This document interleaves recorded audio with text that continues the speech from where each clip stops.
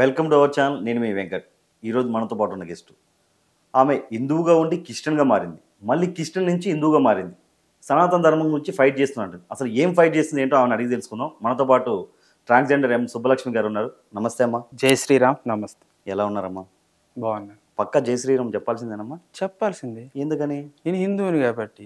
మరి అంటే చాలా మంది చెప్పట్లేరు హిందువులు జై శ్రీరామ్. అది సెక్యులర్ గాడిదలు కాబట్టి. అంటే ఓం నమ శివాయ అని కూడా చెప్పొచ్చు కదమ్మా. అలా ఓం నమ శివాయ, హర హర మహాదేవ్, శంభో శంకర. ఇంకోటమ్మా, ఈ మధ్యలో కొయ్ కొయ్ కోడిని కొయ్ అని ఒక మిస్సాల గుర్రప్ప అని చాలా ఫేమస్ అయ్యాడు. అవును. ఈ పాడుతో ఎంత అయితే ఫేమస్ అయ్యాడో అలాగే అతని మీద ఎలిగేషన్స్ కూడా ఉన్నాయి. ఆ అమ్మాయిల మీద అత్యాచారాలు చేస్తున్నాడని, కోట్ల ఆస్తులు కూడబెట్టాడని. అసలు ఆయన గురించి మీకు ఏమైనా తెలుసమ్మా? తెలుసు. చెప్పండి అసలు ఆయన గురించి.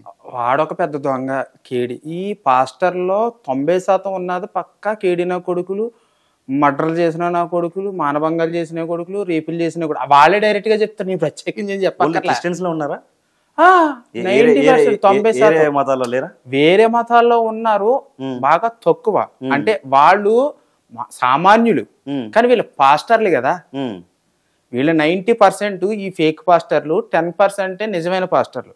వాళ్ళు ఎవరి మీద దాడి చేయరు, ఎవరి జోలికి వెళ్ళరు. మీరు మా మతంలోకి రండి, మా దాంట్లోకి వచ్చేయండి, మీకు మహిమలు జరిగితే, అద్భుతాలు జరిగితే టచ్ అని చెప్పేసి ఏదో బోధనలు చేయరు. వాళ్ళు వాళ్ళ విధానంలో వాళ్ళు ఫాలో అవుతుంటారు వాళ్ళ మతాన్ని.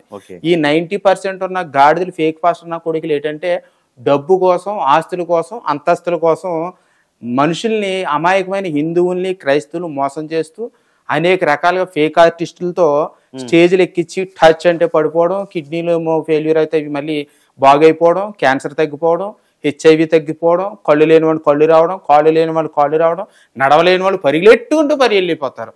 మరి ఈ హాస్పిటల్లో ఎందుకు, ఈ మెడిసిన్స్ ఎందుకు, ఈ ప్రభుత్వ హాస్పిటల్లో ఎందుకు? ఈ ప్రభుత్వ హాస్పిటల్ మూసేయచ్చు కదా, ప్రైవేట్ హాస్పిటల్ మూసేయచ్చు కదా, వీళ్ళే వైద్యం చేస్తే సరిపోద్ది కదా.